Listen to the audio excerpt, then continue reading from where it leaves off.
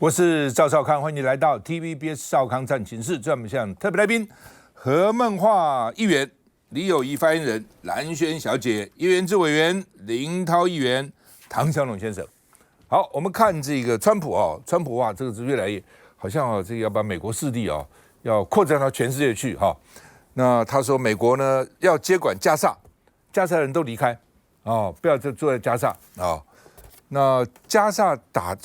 从这个2023年10月7号打到现在死了61709人，受伤了111588人，逃离的就逃难了，原来他们先从北部逃到南部去等等逃了190万这个流离失所，无家可归，所以蛮惨的。这个战争打下来乌克兰跟俄罗斯更不用讲了那另外呢，这个华盛顿邮报说，川普已经偏离了美国好几十年来的中东政策，没有这样子的你这太偏袒以色列了一般美国都希望说，虽然偏袒一点，但至少表面上还能够做到公平起见那川普不管这些，当时就把美国大使馆搬到这个耶路撒冷去几十年都没有人这样干了，他上一任就这样干那么所以被认为说，是不是进入新帝国时代，强权要瓜分地盘，这是你的地盘，那是我的地盘就变成这样子那另外呢，川普说要巴勒斯坦人民永久撤离加萨，联合国甚至是种族清洗你叫人家通通走了，这不是种族清洗吗？要避免那所以呢，现在变成只有赞成他的只有以色列总理，太好了这川普是我最好的朋友，比拜登好多了那这个中东、英国、法国都质疑了甚至呢这个，但是因为反弹太强烈了。所以呢，卢比欧他的这个国务卿说呢，没有说他巴勒斯坦永久离开，暂时离开而已。他一听也是乱讲，他暂时离开去哪里那另外呢，这个阿拉伯有5个国家外长联名给卢比欧说反对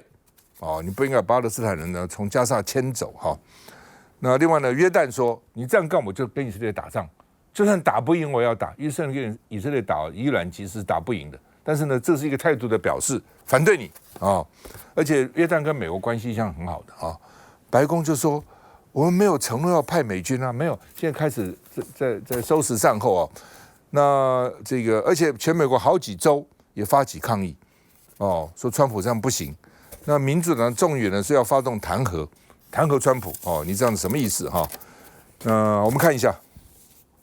Why would they want to return? The place has been hell. The U.S. will take over the Gaza Strip. 川普打算将加萨开发成中东版海滨度假胜地里维埃拉，在记者会上进入房地产开发商模式。I think the potential in the Gaza Strip is unbelievable. I don't want to be a wise guy, but the Riviera of the Middle East, this could be something that could be so bad. This could be so magnificent. 川普还透露不排除派兵到加萨，不过纳坦雅胡显然较为保守，并未附和川普的接管说。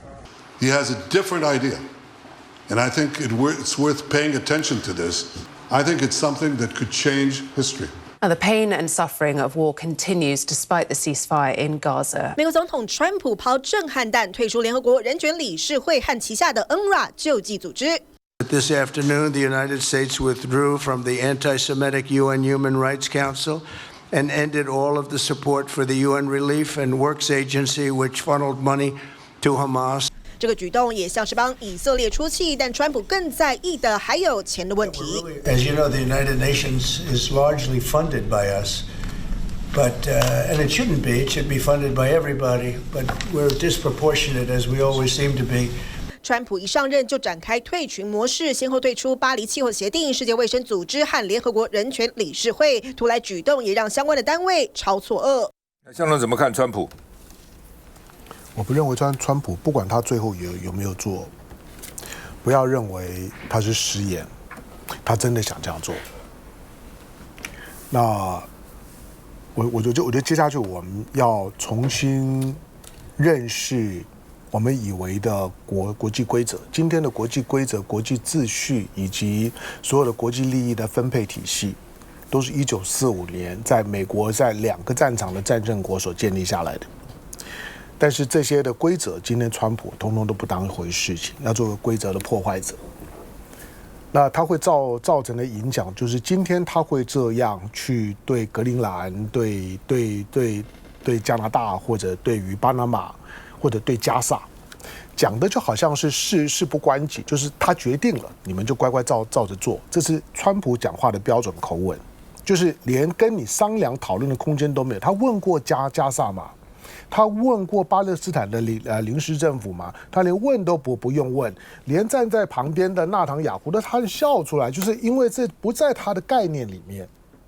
但是川普说了，川普真的想这样做，因为他是一个房地产的开发商，他把它当作是一个房地产的接案，加沙的面积刚好台湾的1%，他把它当作是一个大型的开发案。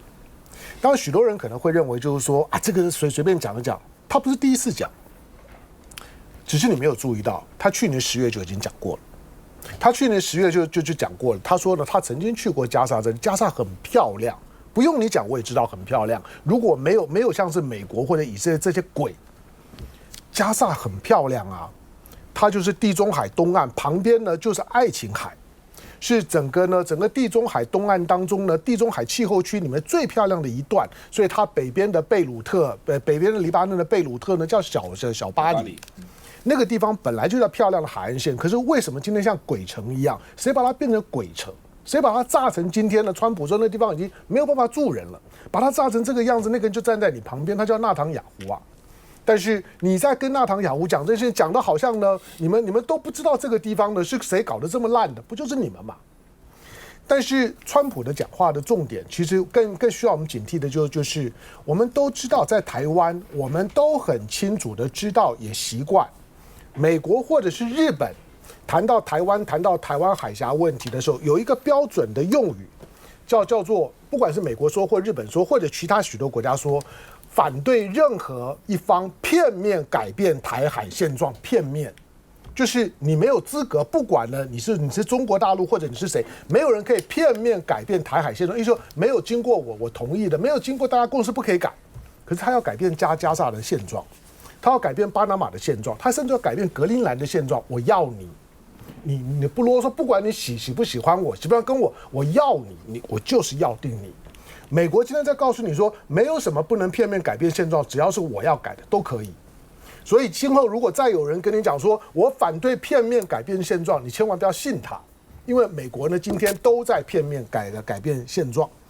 好，那不管它从一个房地产开发的案子，将来你在加沙，或许你会看到全世界最大的 Trump Tower， 或者呢一大堆的 Trump Tower。那些呢，你不要认为天马行空不可想象。川普这个人，川普今天在做的事情，你每一天看到都充满了大惊奇的口吻，他真的是有可能这样做的。可是它会产生的影响就是加沙不是哪一个国家，不只是巴勒斯坦，加沙是联合国管的。联合国从1945年成立了之后，联合国最大笔的投资、最多的派驻，联合国的秘书长手上呢最重要的2个单位，除了秘书处之外呢，就是 UNRWA， 就是呢巴勒斯坦难民组织。巴勒斯坦难民组织的常驻地，只要巴勒斯坦那个加沙有事情，联合国秘书长不管你是谁，你都必须要到现场去。美国今天公然在跟联合国敌对啊，在纽约的联合国总部，华盛顿根本不鸟你。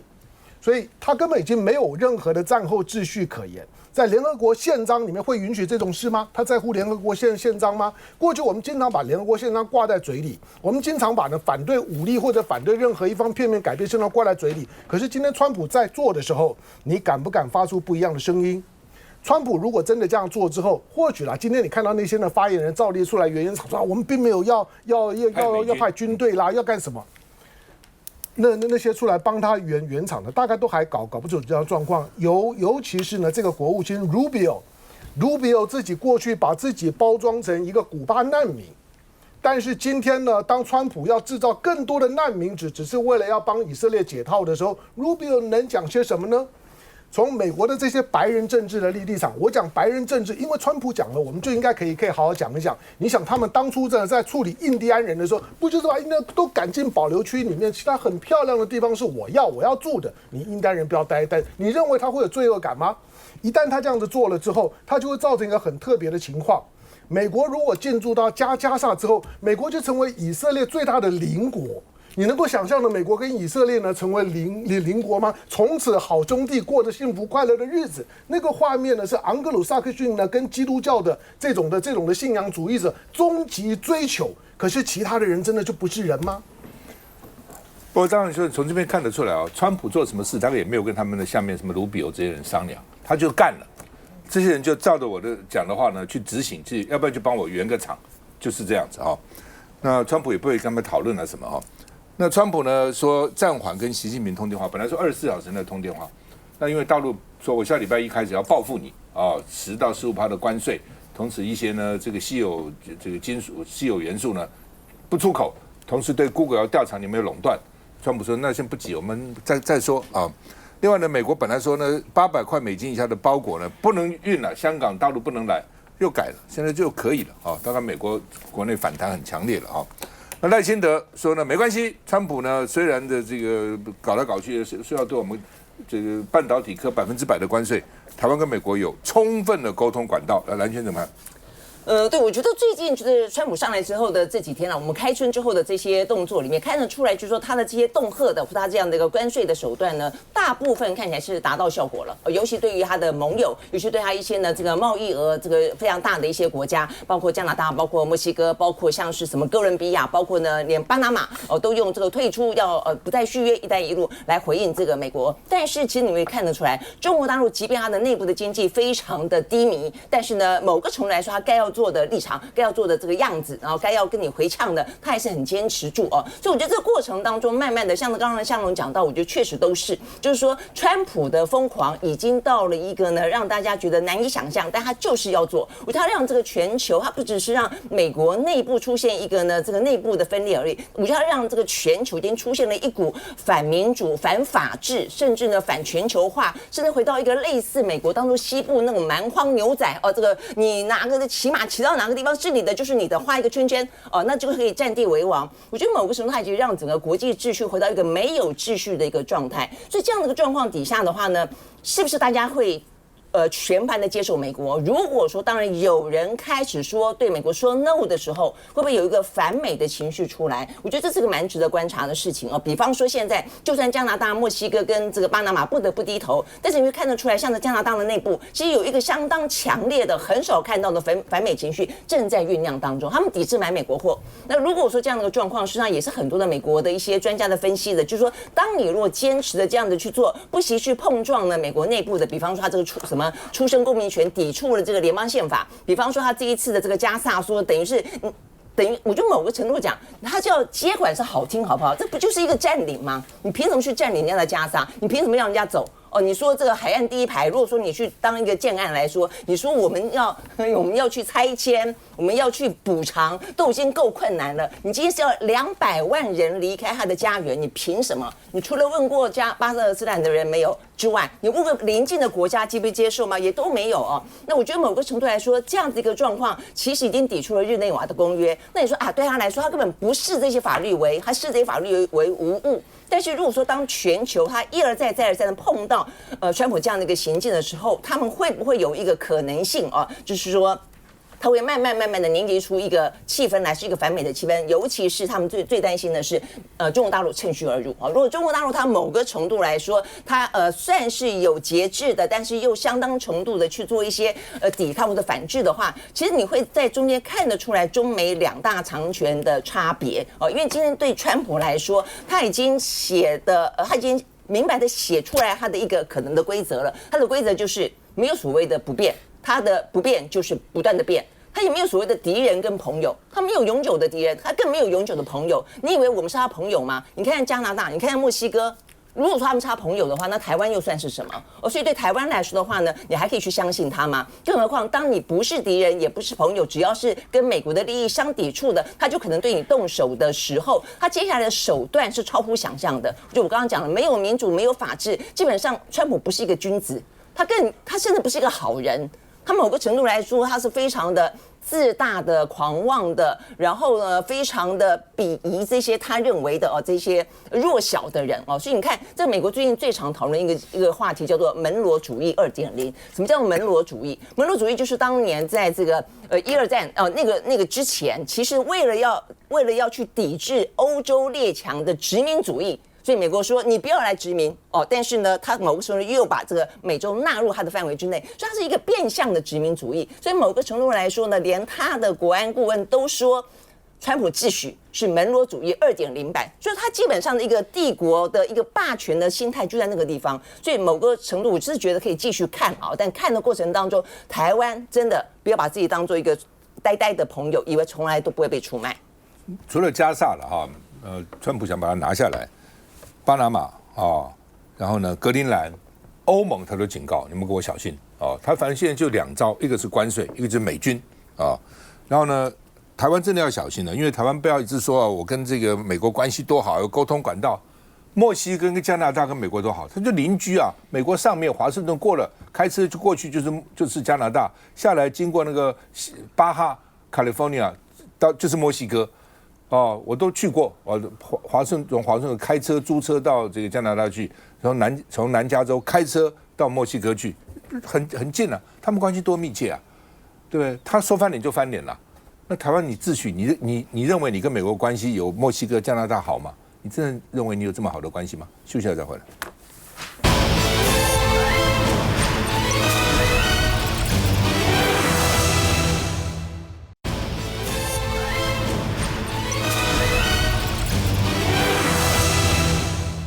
好，那么大 S 回来了武辉要用包机回来的因为他们可能不想在机场里面经过那些程序还有记者在那边等等等不过我也在想当时大 S 应该坐包机回来治疗的如果那个时候能够坐包机回来治疗，搞不好还有救不过现在讲的话都没什么用我们看一下。在地勤人员的协助下，具俊晔抱着骨灰搭上专车。家人紧随其后分散搭车，大 S 的遗体在日本火化后，骨灰在5号下午落地松山机场，搭乘私人专机特地包机从东京回台湾，大 S 终于回家了。高规格礼遇护送大 S 走上最后一程。根据了解，骨灰坛是粉红色的，全家人都一起回来，低调进行，也对外公开声明。已经完全性的不管闲事，所以就更加走路的时候会低头，因为我完全不想看也不想听。小 S 依照姐姐的个性，透过经纪人发出公告，感谢大家在如此寒冷的天气等待西元回来，已经平安到家。相信此刻的他已经在天上开开心心，不会帮西元办告别式。因为他一向都是喜欢低调的人，思念他就放在心中吧。因为民众强打流感疫苗，也让公费的流感疫苗将在本周用罄所以卫福部长邱泰源在行政院会的时候也提出了紧急增购流感疫苗的临时动议。那院长卓荣泰呢，也是做出裁示。而院长表示，近日呢，因为相关的不幸事件，民众对于疫苗的接种需求大增。目前预估113年度的公费流感疫苗1周内将会用完，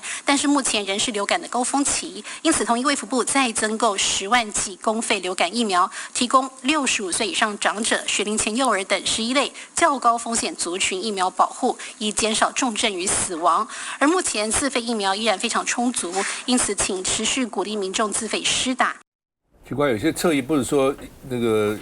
疫苗的经费都被删了吗？那怎么还有钱去买10万剂的？就是乱讲一通。其实今年买疫苗钱是去年的预算买的，根本不是今年预算买的反正就是现在这谣言满天飞不过对大 S 还是真的他蛮心痛的来，元智怎么看？对，我刚刚看那个新闻画面，我看到手语老师又出现了那上次行政院不是说没有钱吗？没有请不起手语老师，台北市支援的。对，所以有办法嘛，就是说他还是有办法去让手语老师。那他为什么第一时间他不去找台北市支援？他就是故意请的告诉大家说，你看，就是因为预算被删如何，都现在行政机关就不断在散布这件事情。那疫苗也是一样，大 S。很不幸过世的第一时间，我们看到就是偏绿的，不管是侧翼也好，或者是政治有一些人也好，都是直接讲说，有的人讲说什么大 S 的过世就是因为蓝白散预算导致没有疫苗，有的甚至这样讲，然后也有讲说蓝白三预算啊，会导致今年可能大家没有疫苗讲。反正就是什么事情现在都要去扯到蓝白三预算。但是实际上，赵大哥刚刚也讲得非常清楚嘛。第一个，这现在大家打的疫苗快打完了，这一批实际上就是去年大概4月份采购，而且在去年底之前，实际上其实打的执行率很低啦。我的了解，譬如说以新北市来讲，像长辈的部分都打不到50%，为什么？因为长辈觉得又要打 COVID-19， 然后什么也不太希望打，所以都不到50%。是小朋友的那个施打率是比较高一点点。然后到1月1号以后还剩很多，那怎么办呢？因为本来就是应该去年底打完啊，所以开放给所有的年龄都可以打，然后甚至于还会到什么火车站，然后到人潮多的地方设站，让你很便利的可以去打。那么要3、4月的时候要把这些疫苗把它消化完。那因为刚好遇到大 S 这个不幸的事件，而且再加上就是这一波的流感确实又凶又猛，就是它的症状非常的多。那过年期间，因为大家都有一些人群的接触嘛，都有看到说，你是不是感冒生病什么，大家就忽然间就觉得说，要去打，所以才忽然间就是打气起来了，被发现不够。那行政院当然我也是肯定他们啊，就是没有去操作这个事情，他去买了10万剂，那这10万剂并不是给大家都可以打的，没有啊，那他是给65岁以上长辈，然后11类高危有11类。那如果是比如说不符合这11类的，那怎么办呢？那就是你可以自费去打，自费大概一剂好像1000出头啦，1000多块啦。然后那你如果去诊所或者是哪里要去打，那医院或诊所跟你说没有货，那不是说市场上缺货，而是说那个诊所可能还没有购买到。实际上一段时间之内，我相信自费都打得到了。所以当然还是希望说大家可以平安的度过这个流感。但是有一些侧翼利用大 S 这个事情去操作，我是觉得真的没有人性，而且没有必要。来，孟华议员。其实我觉得相关的疫苗，当然这个很重要，大家是必须要去打。其实，在上一个阶段的时候，去年10月开始的时候，我们可以知道第一阶段开始打，当时的打气很差，可能大 S 的这个事件让非常多的人就感受到这个非常重要。那我们可以看到呢，这个疫苗相关的事情，现在很多的民众其实很强的去打了，也真的是呼吁大家说，真的你必须要，如果这个医院没有人，就去下一个医院。但我觉得讲回来，刚刚行政院说手语老师，这个是台北市政府的资源来预算，当然台北市政府相关的资源可以来申请，可是这相较之下，你也就排挤到了民间来使用这相关的资源。那有很多的预算，现在蓝白删了非常多的预算，那很多人也许就是其实叶元之委员他自己在立法，他在节目上也有讲过，说他也搞不清楚到底删了哪些预算。我没有这样讲了，不要再以讹传讹造谣了。对，其实我们可以在我面前都造谣，非常多非常多，像我们可以知道，不管是台北书展或等等的，在这个预算上面，其实后面会讲到更多。不过呢，虽然呢，可能有一些可能国民党当时呢看到提案了，例如说公示这个事情，当初呢大家看到说大家反弹那么大，好，他们就把它撤掉了，然后就开始说民进党来造谣。可是很多呢删预算是真的有影响，因为业务费被删掉之后呢，例如说你有一台车，可是你油钱没了，然后预算又不得留用等等的状况之下呢，是你让那个很多的政府单位是有事情但没有办法真的去做的。所以我觉得呢，与其说全部是造谣，如果真的全部是造谣的话，为什么现在的罢免会如火如荼？我觉得这个是大家需要去思考的事情。来，友谊。其实大 S 的这个事情，我觉得对很多20岁到40岁之间的这些年轻人、青年世代来说，我们大家都觉得还蛮难过的。因为从小其实看大 S 的演艺作品，然后这位两姐妹大 S、小 S 他们的这些主持作品的时候，其实大家都觉得好像一个老朋友突然间消失的感觉，是真的很难过。但我认为这件事情其实还让我们想到的就是台湾的医疗制度，还有我们的医疗文化是真的非常的好，对于我们病人的照护。因为其实像这一次，虽然整个大 S 的这个过程目前还没有很明确的出来，但是可能也有一些问题是来自于日本的医疗分级制度，还有就是日本医师他们的一些看病文化、医疗照护文化，可能跟我们台湾平常在接受到的这些是不太一样的。所以就像柯主席他常说啦，就是你任何的病人送到我面前来，我不会管你是什么省级、族群、男女或是什么是贫富贵贱什么，他都不会管，他都是一视同仁。可是当我们台湾人到了国外去，在不同的医疗制度之下，是不是能受到一模一样这样的待遇？我觉得是大家要很审慎去评估的。就是说我们出国之前，可能如果身体有微恙的话，就要去评估要不要出去。那这一点呢，我还是要讲，就是民进党。其实我们现在从大 S 这个事件来看，我觉得我们要做的是好好的捍卫我们现有的这些医疗的好的，像健保的制度，像健保点数的问题解决了吗？我们医护人员过劳的问题解决了吗？他们的轮班比解决了吗？民进党每天都在造谣，花那么多的媒体业务宣传费在造谣我们在野党，但是这些预算该用的预算有没有用在刀口上？有没有把我们现有的制度好好的守护下去？民进党要说清楚。接下来再回来。